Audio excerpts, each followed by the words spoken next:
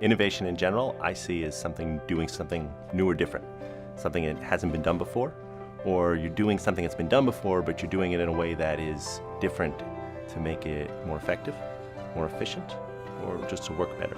And I think innovation for itself isn't important. It's innovation that really helps the patient, knowing that it's been tried and tested, knowing that you're implementing something that which can be very expensive actually is going to help the patients. I think that's the crucial thing.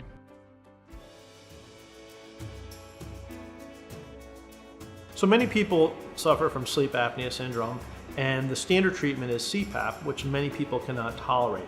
Okay, what we've done is we've innovated a surgical technique to address the base of tongue where a lot of people obstruct, and that uses a Da Vinci robot. There's only 3 or 4 of us in the country that are specialized specifically in doing this, that are just doing robotic surgery for the base of tongue that have fairly large numbers. What we developed is a special cage for spinal fusion, and this allows the patient to recover a lot faster.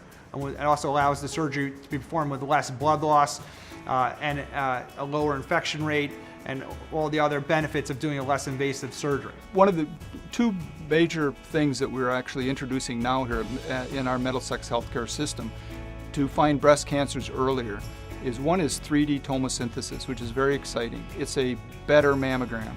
It has been shown to find more cancers, smaller cancers, probably 40% increased sensitivity of the test over the old regular digital mammograms. Even with 3D imaging available, there are times that we still have questions as far as whether an area is truly normal or not. And that's where molecular breast imaging, or MBI, helps us. And this is an example where a mammogram was found to be normal, but there was still a clinical question regarding whether it was truly normal or not. She got an MBI scan, and the idea behind nuclear medicine studies is that the cancers show up as hot spots because the physiology of them is different than the surrounding normal breast tissue. Another innovation that we have for sleep apnea is called upper airway stimulation. It's basically a nerve stimulator or a pacemaker type of treatment for sleep apnea. It's a lot less invasive installing this. We're not going through the mouth, we're not altering the patient's anatomy, but it's all done externally underneath the skin. Another procedure that we are bringing to Middlesex Hospital is a procedure called sphenopalatine neuromodulation, minimally invasive treatment that is used for patients with chronic or episodic migraines. And it serves to block the ganglion that seems to be at the center of migraines. It's a very, very new procedure. It's basically just being talked about in the medical conferences. I think any technology innovation has to be carried by a support staff.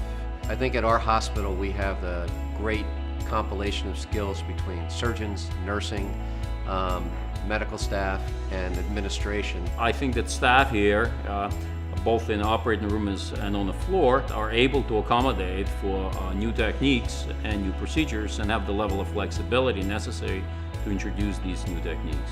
Middlesex Hospital has gone above and beyond as far as educating the staff, educating our therapists, and by educating our therapists, we're actually investing in our patients to deliver the best possible care. So you can know that the highest standard of care, the highest innovation, the highest level of care will be given to you as a patient, as a family at Middlesex Hospital.